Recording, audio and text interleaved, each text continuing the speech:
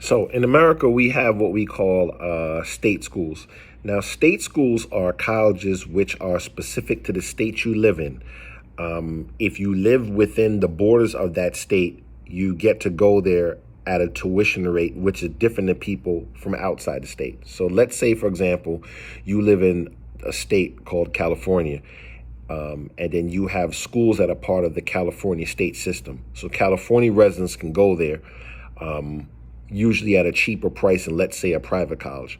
Now, let's say if somebody comes from Arizona or somebody comes from Texas or Alaska or another state, the tuition is significantly more, and sometimes, usually, it's almost like double. So let's say if it's $5,000 if you're a resident of Los Angeles, but then let's say, for example, your family is from Chicago, you might pay $10,000 if you go to school there. Now, what the state schools are there for is to keep college pretty much primarily affordable for people that live in that region there. Now, once you start venturing outside, to private colleges and things like that is different. So, for example, if you go to private college, it's the same rate standard across the board.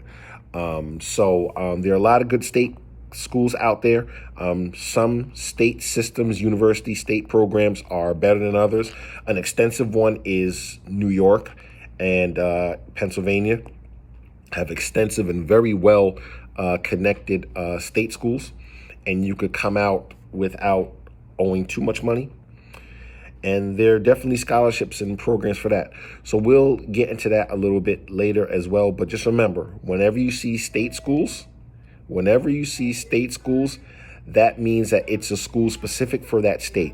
Also, back in the day, they used to be classified as, you may see something like West Virginia State College or Florida State. Usually if there's state in the title, it's a state school and it's part of the state school system. Not all the times, but most of the times it is. So we'll talk about that later. And as we go through our workshops, I'll show you some of the benefits of applying to some of these state schools. Some are more competitive than others, but you could sometimes get the same quality education as you would even a high-paying school, a high-paying private school. Remember, it's what fits you. If the school has to fit you, what you want to do, it has to match what your goals are and what your aspirations are. And that might be a small or a mid-range school. Maybe it's a large school. So don't get caught up on the names and things like that. You want to get caught up in what the school can offer you, what kind of programs they can offer.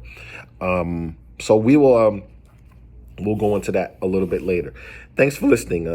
Any questions, comments, short speeches, you can add them in the comment section. Thanks.